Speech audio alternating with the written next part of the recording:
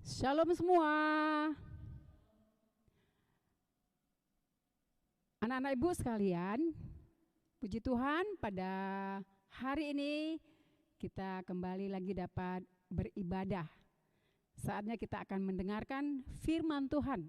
Ibu yakin kamu semuanya sudah mempersiapkan hati untuk mendengarkan firman Tuhan. Baik, mari kita satukan hati kita bersatu di dalam doa. Bapa, kembali kami mau mempersiapkan hati kami, hidup kami untuk menerima firman-Mu. Berbicaralah bagi kami, anak-anak-Mu ya Allah. Sampaikanlah isi hati-Mu.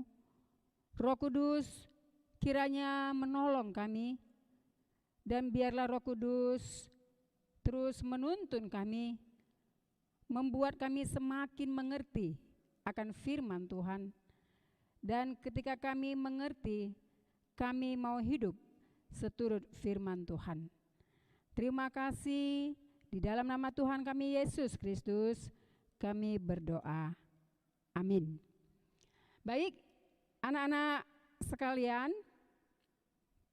mari kita membuka firman Tuhan dari kitab Efesus pasal yang kelima, ayatnya yang ke-15 sampai ayatnya yang ke-16. 2 ayat saja. Efesus pasal 5 ayat 15 dan 16. Mari kita membacanya bersama-sama. Karena itu, perhatikanlah dengan seksama bagaimana kamu hidup. Janganlah seperti orang bebal, tetapi seperti orang arif.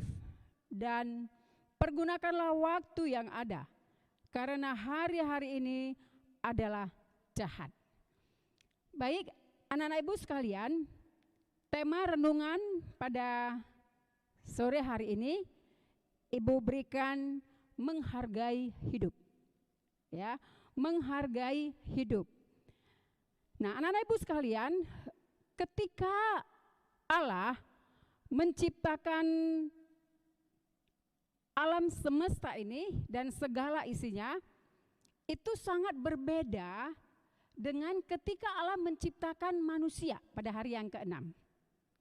Nah, anak-anak mungkin sebagian pasti sudah tahu apa perbedaannya. Ya. Perbedaannya adalah ketika Allah menciptakan alam semesta dan segala isinya yang ada di dalam bumi ini, Allah menciptakan dengan berfirman. Ya, berfirman, Allah bersabda, Allah berkata. Jadi ketika Allah mengatakan jadilah terang, maka terang itu jadi. Ya. Jadilah cakrawala, maka cakrawala itu pun jadi. Semuanya tunduk dan taat dengan apa yang dikatakan oleh Allah. Tetapi sangat berbeda dengan ketika Allah menciptakan manusia. Ya, anak-anak ibu ya. Berbeda sekali. Ketika Allah menciptakan manusia, Allah tidak berfirman. Dia tidak mengatakan, maka jadilah manusia. Maka tiba-tiba Adam dan Hawa muncul tiba-tiba. Tidak seperti itu. Tetapi Allah menciptakan manusia begitu luar biasa. Dia mengambil debu tanah, lalu kemudian Allah membentuk manusia dari patung tanah itu. Kemudian setelah diciptakan begitu sempurna, lalu Allah meniupkan sesuatu yang sangat berharga, yaitu meniupkan nafas kehidupan. Nafas Allah sendiri ditiupkan ke lubang hidung patung tanah yang Allah berikan, yang Allah buat. Nah, apa yang terjadi? Lalu manusia itu pun hidup dan Allah menamakan dia Adam. Nah, anak-anak sekalian, Allah melihat begitu sempurnanya Adam dan juga Hawa yang telah Allah ciptakan. Begitu berharga. Allah menciptakan manusia itu menurut gambar dan rupa Allah. Allah menciptakan manusia itu menurut peta dan teladan Allah. Luar biasa. Imago Dei, ya, anak-anak ibu ya, diciptakan seturut gambar dan rupa Allah. Apa artinya? Apakah manusia itu memiliki wajah yang mirip seperti Allah? Tidak. Artinya manusia diciptakan menurut gambar dan rupa Allah, menurut peta dan teladan Allah, adalah bahwa manusia itu memiliki sifat citra Allah, sifat dan karakter Allah. Ada sifat-sifat Allah di dalam hidup kita loh. Jadi begitu berharganya kita di hadapan Tuhan. Kita berharga, kita ini adalah makhluk yang mulia, ciptaan yang memiliki nilai yang sangat tinggi, ciptaan Allah yang memiliki nilai kekekalan. Berbeda dengan ciptaan yang lain. Nah, anak-anak ibu sekalian, begitu berharganya manusia itu. Dan ketika manusia jatuh ke dalam dosa, Allah menebus manusia itu bukan dengan emas dan perak, bukan juga dengan sesuatu benda, atau bukan juga dengan uang. Tetapi apa? Allah menebus kita, membayar kita dengan harga yang tunai, harga yang lunas, dengan darah Yesus. Dia mati di kayu salib untuk menebus kita. Wow, luar biasa sekali ya. Katakan kepada adik kamu, ayo katakan kepada kakak, kamu berharga di hadapan Tuhan. Ibu Afrina berharga, kamu berharga, mama papa berharga, semuanya kita adalah berharga di hadapan Tuhan. Nah, anak-anak ibu sekalian, oleh karena kita berharga di hadapan Tuhan, kita telah ditebus oleh Tuhan dengan harga yang mahal, dengan darah Yesus, maka Allah mau supaya kita hidup juga menghargai hidup yang Tuhan berikan kepada kita. Nah, tadi di dalam nats yang kita baca di dalam kitab Efesus pasal yang kelima, 2 ayat 15 dan 16 tadi, Rasul Paulus menasihatkan kita ya anak-anak ibu ya. Dikatakan karena itu, karena apa? Karena hidup kita ini berharga di hadapan Tuhan, maka Rasul Paulus menasihatkan, firman Tuhan ini menasihatkan kepada kita. Apa yang dia nasihatkan? Supaya kita menghargai hidup kita. Nah, bagaimana caranya kita menghargai hidup kita yang sudah Allah berikan begitu baik dan sempurna. Kita begitu berharga di mata Tuhan. Kita begitu mulia. Kita ini bagaikan biji mata Allah. Begitu diperhatikan. Rasul Paulus, Yesus Kristus mau kita menghargai hidup kita. Bagaimana caranya? Anak-anak ibu sekalian, Rasul Paulus menasihatkan di sini bahwa ada 3 cara bagaimana kita menghargai hidup kita. Yuk, kita lihat ya kembali ke bacaan kita tadi. Di sini dikatakan, karena itu perhatikanlah dengan saksama, dengan cermat, dengan teliti, dengan sungguh-sungguh, maksudnya anak-anak ibu ya. Bagaimana kamu hidup? Jadi bagaimana kita harus hidup? Bagaimana kita harus menghargai hidup kita ini? Rasul Paulus mengatakan ada 3 caranya. Mari kita lihat ya. Yang pertama adalah janganlah seperti orang bebal. Wah, apa ya artinya bebal itu anak-anak ibu? Apa artinya bebal? Sering ya kita mendengar kata bebal. Bahkan mungkin kita juga pernah dibilang orang, dasar kamu ini bebal ya, seperti itu. Gak suka ya kalau kita ini disebut dengan bebal. Nah, anak-anak ibu, bebal itu adalah satu sifat yang sangat tidak baik. Adalah karakter orang yang tidak baik. Ya, bebal itu adalah orang yang lebih dari bodoh, seperti itu. Nah, dikatakan bahwa orang bebal itu tidak punya hati. Ya, tidak punya hati yang baik. Orang bebal itu adalah orang yang tidak mau berubah, orang yang tidak mau mendengarkan nasihat, orang yang tidak mau menerima pengajaran. Dia selalu menolak pengajaran. Orang yang tidak mau mendengarkan orang lain, memberikan masukan, memberikan arahan. Ya, dia selalu menolak. Dia merasa dirinya sendiri selalu benar. Ya. Nah, orang bebal dengan orang bodoh berbeda, anak-anak ibu. Apa bedanya? Kalau orang bebal pasti dia bodoh. Tetapi orang bodoh belum tentu dia bebal. Kalau orang bodoh dia diajari, belajar, dia bisa berubah menjadi bisa. Tetapi kalau orang yang bebal, ini nih sudah menolak semua pengajaran. Guru ngasih pelajaran, masa bodoh, ya kan? Nanti guru memberikan tugas-tugas, kerjakan ya anak-anak tugasnya. Tak mau mengerjakan, tunda-tunda. Seperti itu anak-anak ibu ya. Diberikan nasihat, gak mau mendengar, selalu mau melakukan apa yang dia ingin, yang tidak bermanfaat, dan akhirnya merugikan dirinya sendiri. Nah, orang yang hidupnya bebal, seperti orang bebal, dia berarti tidak menghargai hidup yang Allah telah berikan kepadanya. Ya.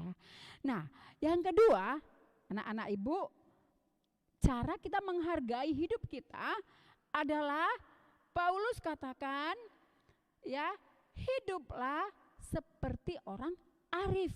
Wah, apa itu artinya arif? Arif adalah bijaksana. Arif adalah berkhidmat. Arif adalah berilmu. Arif itu juga adalah pandai. Ya, anak-anak ibu ya. Jadi orang yang arif bijaksana itu kayak apa ya orangnya? Orang yang arif itu adalah orang yang bijaksana, orang yang pandai, orang yang terus mau belajar, orang yang mau mendengar, orang yang mau melakukan apa yang dinasihati oleh guru, dinasihati oleh orang yang lebih tua, dinasihati oleh orang tua. Ya, orang yang arif adalah orang yang bersikap sangat hati-hati dalam hal apa saja. Ketika ngomong bicara dengan teman, orang yang arif tidak sembarang bicara. Ya, ketika belajar, orang yang arif juga tidak sembarang belajar. Dia pasti bertekun, dia pasti belajar sungguh-sungguh. Ya, wow, indah sekali ya menjadi orang yang arif dan bijaksana. Anak-anak ibu, yang kedua, kita caranya menghargai hidup ini adalah hiduplah arif dan bijaksana. Ya. Nah, yang ketiga adalah Rasul Paulus mengatakan, firman Tuhan ini mengajarkan kepada kita dalam kita menghargai hidup kita ini, maka kita harus mempergunakan waktu kita, waktu yang ada ini, ya. Waktu ini singkat. Waktu ini akan berjalan terus. Waktu ini tidak pernah bisa kita simpan. Tidak ada yang namanya bank waktu. Gak bisa kita katakan, aku mau simpan waktuku dulu lah. Gak bisa. Kita gak bisa mengulur-ulur waktu. Kita gak bisa menarik waktu. Karena waktu itu berjalan terus ya. Dari mulai kekekalan dulu sampai selama-lamanya waktu itu akan terus berjalan. Dan terus berjalan gak pernah kembali lagi. Hari ini tanggal 23 Januari tidak akan pernah lagi ketemu pada masa yang akan datang. Sekali berlalu, maka berlalulah hari ini. Oleh karena itu, firman Tuhan mengajarkan kita, anak-anak ibu, pergunakanlah waktu yang ada. Caranya kita menghargai waktu kita, kita mempergunakan waktu yang ada. Tidak menyia-nyiakan waktu. Bagaimana caranya kita mempergunakan waktu kita yang ada ini? Nih, satu hari ada berapa jam? Ada 24 jam. Ya. 12 jam kita bisa beraktivitas ya, anak-anak ibu ya, dari mulai jam 6 pagi sampai jam 6 sore ada begitu banyak hal yang bisa kita lakukan. Lalu kemudian mulai jam 6 sampai pagi lagi kita sudah mulai bersiap-siap untuk beristirahat. Tetapi Tuhan mau mengajarkan kita 12 jam di waktu siang kita harus mempergunakannya dengan baik-baik. Ya. Bagaimana caranya kita mempergunakan waktu kita dengan baik? Lakukanlah segala sesuatu tepat pada waktunya. Sekarang ini kita masih belum tatap muka sekolah. Kita masih belajar dari rumah, online, ya. Walaupun Bapak Ibu guru tidak melihat kamu loh di rumah apa yang kamu kerjakan, tapi mari hargai hidup kamu. Anak-anak Ibu ya, pergunakan waktunya dengan baik. Ketika pagi jam 9 sudah mulai kegiatan belajar mengajar, ayo mari siap semuanya, semangat. Mulai ada di depan laptopnya masing-masing atau di depan HP-nya, ikuti pembelajaran. Jangan ditunda. Ada tugas-tugas yang Ibu guru berikan, Bapak guru berikan, langsung segera kerjakan. Tidak ditunda-tunda. Kalau kamu menunda-nunda berarti itu kamu mempersulit diri kamu. Ya. Kalau kita biasa menunda-nunda pekerjaan, maka kita akan kelabakan. Kita akan kesulitan. Akhirnya kita malas, tidak mau lagi mengerjakannya. Akhirnya pelajaran kamu bisa tertinggal. Kamu tidak bisa mengikuti pelajaran dengan baik. Kamu tidak bisa mengikuti ujian lagi dengan baik. Akhirnya mendapat nilai yang tidak baik. Orang tua kecewa, Tuhan pun juga sedih melihatnya. Jadi anak-anak ibu, mari kita mempergunakan waktu kita dengan baik. Ya, segala sesuatunya kita kerjakan dengan baik. Mari kita mengisi waktu kita dengan baik, tidak menonton televisi dengan berlama-lama atau melihat gadget kamu bermain game online berlama-lama. Boleh bermain game? Boleh, tidak dilarang. Tetapi gunakanlah waktu kamu sebaik mungkin. Kamu bisa memilah mana yang kamu mau kerjakan. Bermain game berlama-lama atau harus menyelesaikan tugas-tugas kamu. Orang yang dapat mempergunakan waktu dengan baik adalah orang yang tahu mana yang paling utama yang harus dia selesaikan. Ya. Nah, anak-anak ibu sekalian, melalui firman Tuhan ini kita diajarkan supaya kita dapat menghargai hidup kita. Yaitu dengan 3 cara. Yang pertama adalah janganlah hidup seperti orang bebal. Yang kedua, hiduplah seperti orang arif. Dan yang ketiga adalah pergunakanlah waktu yang ada. Amin. Mari kita bersatu di dalam doa. Kami bersyukur Tuhan untuk firman-Mu yang sudah kami dengarkan. Engkau menghendaki kami supaya kami sungguh menghargai hidup kami. Mampukanlah kami, tolonglah kami, supaya kami tidak hidup seperti orang bebal. Tetapi biarlah kami hidup arif dan bijaksana. Dan kami dapat mempergunakan waktu kami dengan baik. Terima kasih Bapa. Di dalam nama Yesus kami berdoa. Anak-anak ibu sekalian, mari kita mengucapkan doa Bapa kami. Bapa kami yang di sorga, dikuduskanlah namamu, datanglah kerajaanmu, jadilah kehendakmu di bumi seperti di sorga. Berikanlah kami pada hari ini makanan kami yang secukupnya, dan ampunilah kami akan kesalahan kami, seperti kami juga mengampuni orang yang bersalah kepada kami. Janganlah membawa kami ke dalam pencobaan, tetapi lepaskanlah kami daripada yang jahat, karena Engkaulah yang punya kerajaan dan kuasa dan kemuliaan sampai selama-lamanya. Amin. Doksologi kepada Allah dipuji.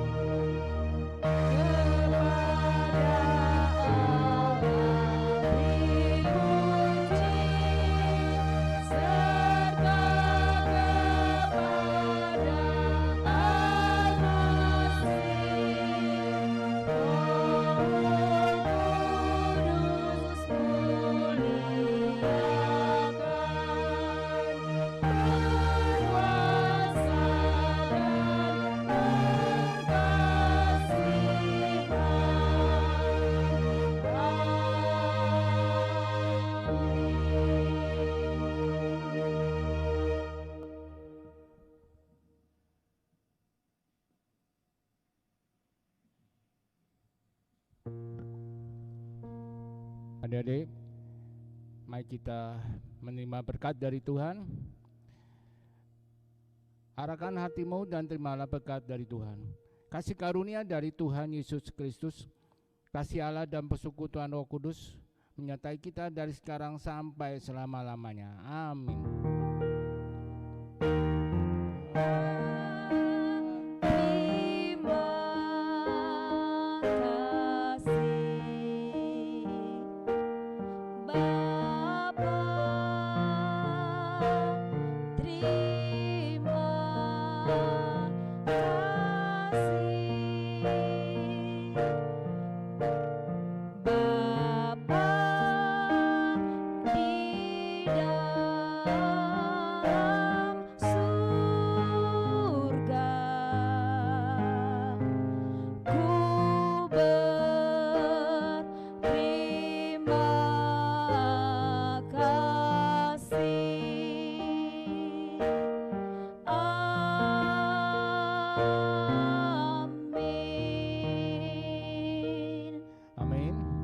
Saat teduh, ibadah selesai.